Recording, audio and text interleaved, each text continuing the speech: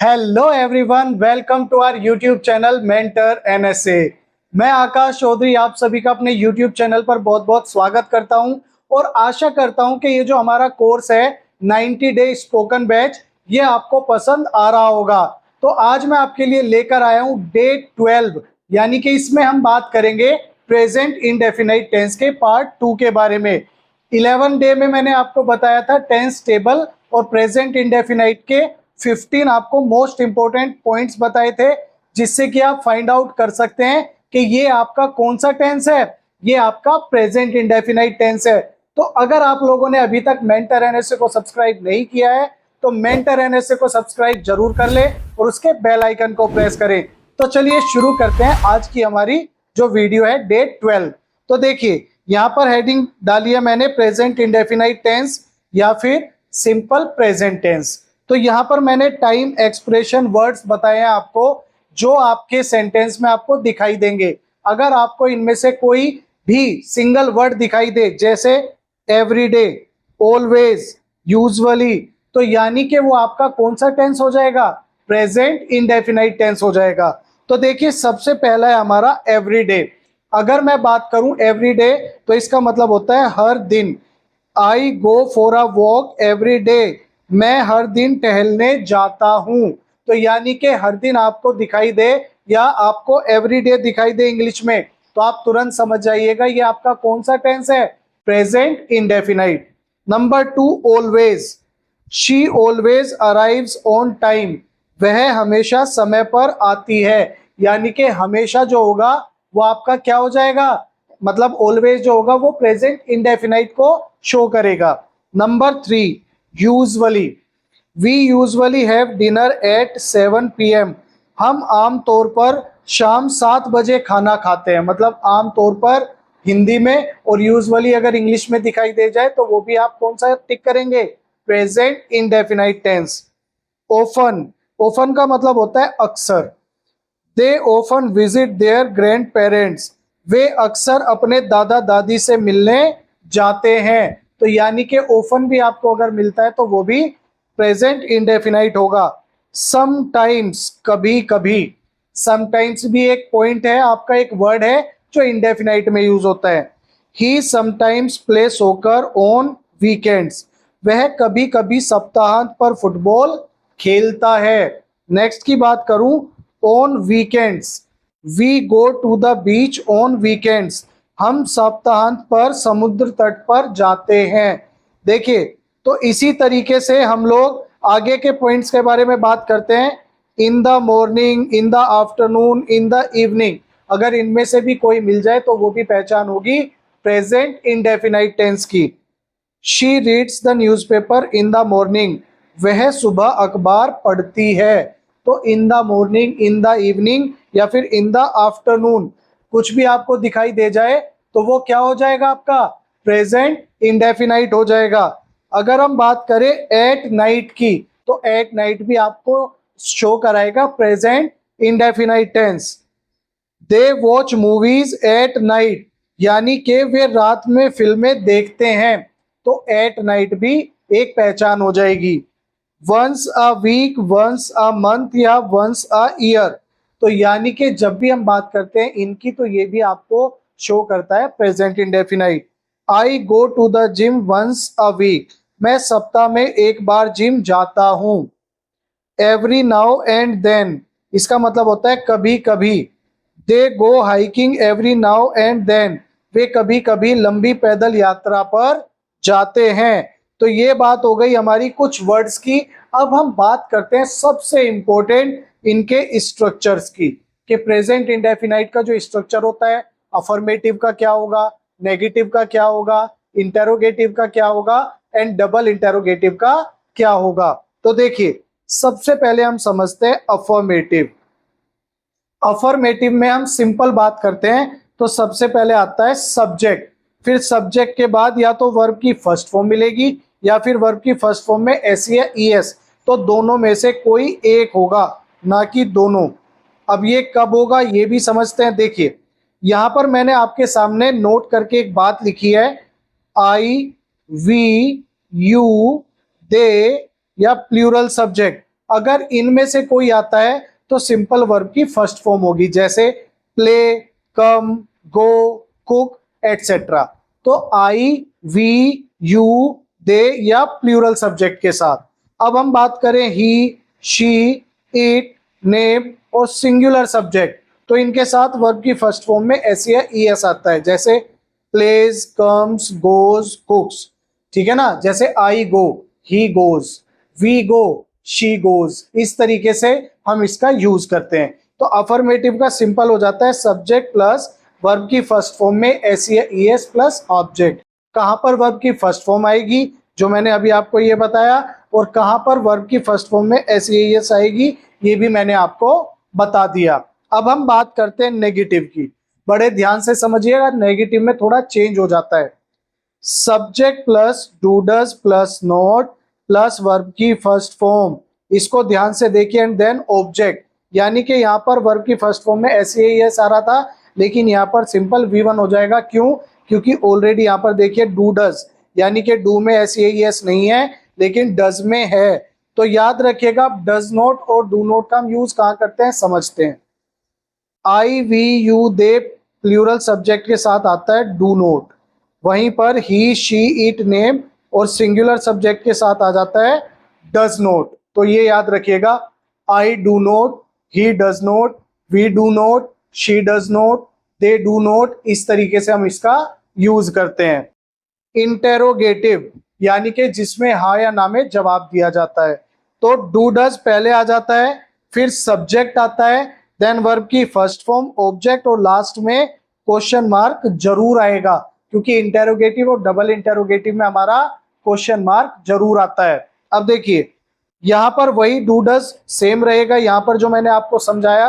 अब हम बात करते हैं WH फैमिली, यानी कि डबल इंटेरोगेटिव की। तो इसमें एक वर्ड ऐड हो जाता है WH वर्ड, बाकी इसको एज इट इज ये इंटेरोगेटिव वाला ही चल जाएगा। देखिए, WH word plus do does plus subject plus verb की फर्स्ट फॉर्म प्लस ऑब्जेक्ट, इस तरीके से ये स्ट्रक्चर होते हैं। आइए अब हम जरा इनके एग्जाम्पल्स की बात करते हैं। देखिए, आपके सामने मैंने एग्जाम्पल लिखे हैं चारों का एक एक। यहां पर है, सबसे पहले एग्जाम्पल की बात करूं तो अफर्मेटिव, वे सुबह देर से उठते हैं, ते हैं, वे सुबह देर से उठते हैं। दे और दे के साथ वर्ब की फर्स्ट फॉर्म आएगी, मैं अभी आपको यहां पर बता के आया। देखिए, तो they get up late in the morning, अभी मैंने कुछ वर्ड्स बताए थे पीछे, in the morning, in the evening, in the afternoon. तो ये एक पहचान हो गई, और दूसरी पहचान हो गई ता है, ती है, ते हैं। तो they get up late in the morning. अब नेगेटिव की बात करूं तो शेर घास नहीं खाता है, नेगेटिव आ गया। तो लायन, और जब ये सिंगुलर सब्जेक्ट है, कैसा सब्जेक्ट है, सिंगुलर सब्जेक्ट है, तो इसके साथ वर्ब भी कैसी आएगी, सिंगुलर वर्ब आएगी। तो lion does not eat grass, देखिए यहां पर सिंगुलर सब्जेक्ट के साथ मैंने डज नॉट बताया है। अब हम बात करते हैं इंटेरोगेटिव की। क्या वह अपनी पत्नी को मारना चाहता है, क्या वह अपनी पत्नी को मारना चाहता है, तो does he want to kill his wife, और ही के साथ मैंने अभी आपको ऊपर बताया था डज आएगा। तो does he want to kill his wife, और वॉन्ट्स नहीं होगा क्योंकि इसमें हमने पहले ही डू डज में ऐसे ही इसका यूज कर दिया है। WH फैमिली की बात करते हैं। देखिए, वह अपने दोस्तों के साथ कहाँ रहता है, वह अपने दोस्तों के साथ कहाँ रहता है। Where does he live with his friends, तो वेयर यानी कि WH वर्ड हुआ, फिर उसके बाद आ जाएगा डू डज में से कोई एक, और वो डिपेंड करेगा सब्जेक्ट के ऊपर कि भाई आपका सब्जेक्ट कौन है। तो ही है तो डज आ जाएगा, दे होता तो डू आ जाता, वी होता तो भी डू आ जाता, लेकिन ही, शी, इट, नेम में से कोई है तो डज आ जाएगा। चलिए, अब हम बात करते हैं, सबसे इंपॉर्टेंट बात आती है कि हम कब एस का यूज करते हैं और कब ई एस का, क्योंकि जब सिंगुलर सब्जेक्ट आता है तो एस ई एस लगाते हैं।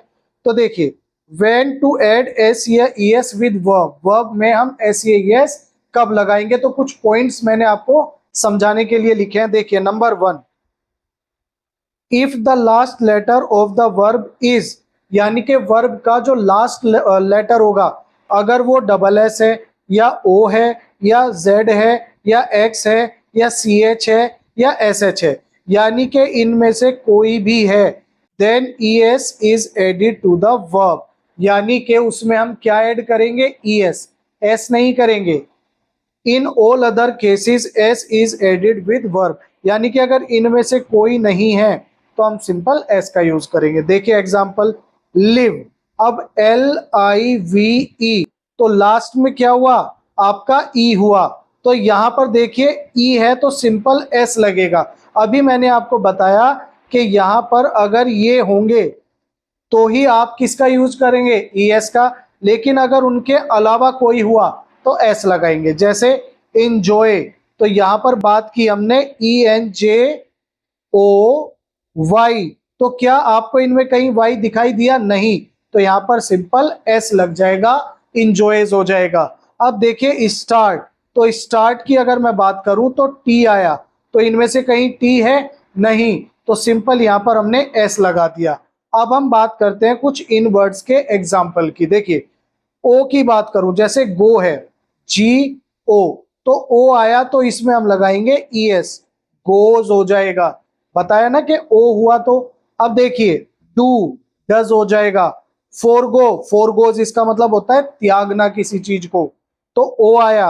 अब अगर सी एच आया तो जैसे टी ई ए सी एच, तो सी एच आपको दिखाई दे रहा है तो इसमें हम जोड़ देंगे ई एस, तो ये हो जाएगा teaches. Reach, C H, reaches. Catch, C H, तो कैचेस, ई एस लग जाएगा। अगर एस एस है तो किस, तो देखिए यहां पर किस, और यहां पर डबल एस है तो इसमें ई एस लग जाएगा, तो ये बन जाएगा किसेस। और अगर यहाँ पे हिस, इसमें भी डबल एस है तो इसमें भी ई एस जुड़ जाएगा, हिसेस। एस एच, फिनिश, तो ई एस लग जाएगा। वॉश, एस एच, तो ई एस लग जाएगा। एक्स है रिलैक्स, तो रिलैक्सेस। फैक्स, फैक्सेस, तो यानी कि अगर लास्ट में वर्ब के इनमें से कोई आपको लेटर्स दिखते हैं जैसे एस एच, सी एच, ओ, जेड, एक्स, तो ये आपके क्या बताएंगे? उसमें हम जोड़ेंगे ई एस को। अब हम बात कर लेते हैं आगे की।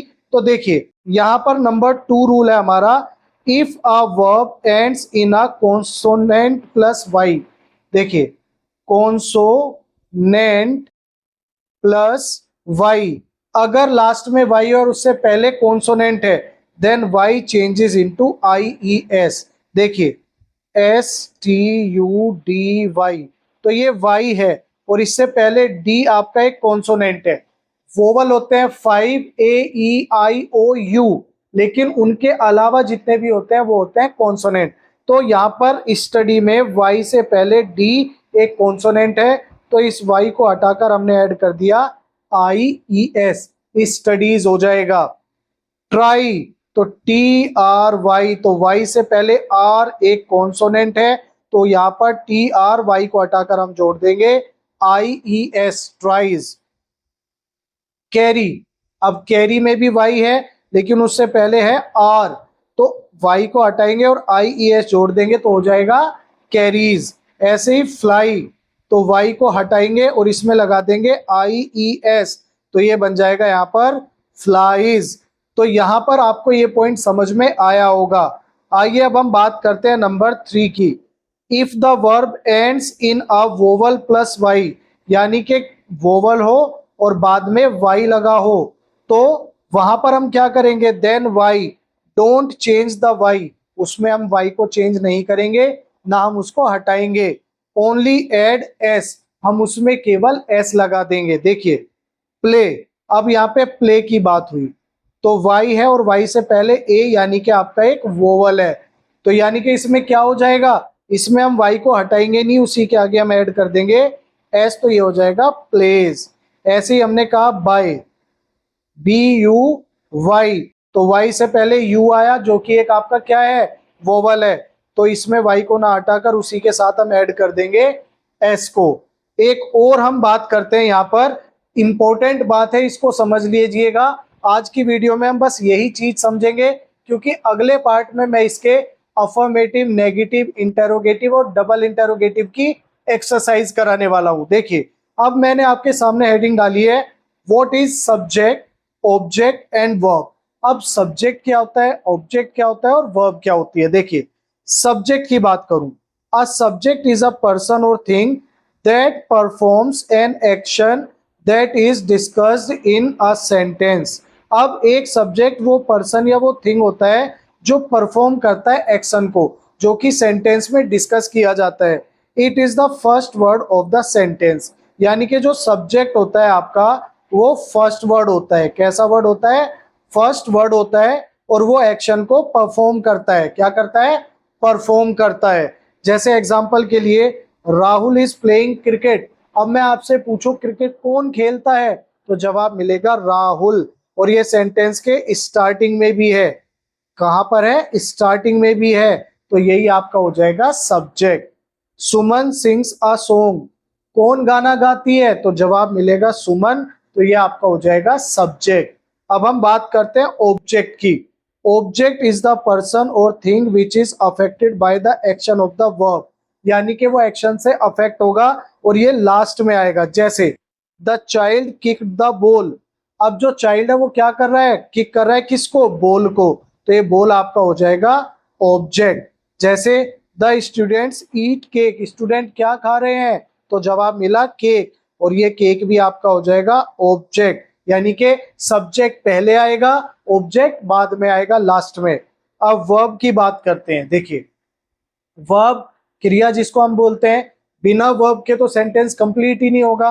तो a verb is a word that tells us what a subject is doing, के जो सब्जेक्ट है वो क्या कर रहा है, मतलब एक्शन को बताती है, सब्जेक्ट के द्वारा किया गया एक्शन। देखिए राहुल प्लेज हॉकी, अब राहुल क्या करता है, खेलता है, हॉकी खेलता है, तो प्ले आपका हो जाएगा यहां पर वर्ब। सिमरन कुक्स फूड, सिमरन क्या करती है, फूड पकाती है, तो कुक्स यहां पर आपकी हो जाएगी वर्ब। तो ये बात हमने की सब्जेक्ट की, ऑब्जेक्ट की एंड वर्ब की। अब नेक्स्ट वीडियो में मैं एक्सरसाइज लेकर आऊंगा कुछ इस तरीके से।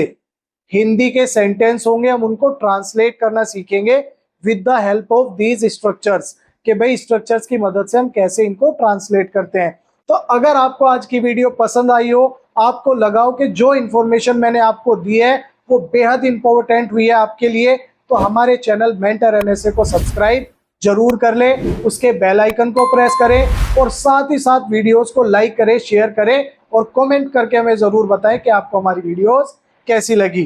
तो मिलते हैं नेक्स्ट वीडियो में नेक्स्ट पार्ट के साथ, तब तक के लिए बाय बाय, टेक केयर।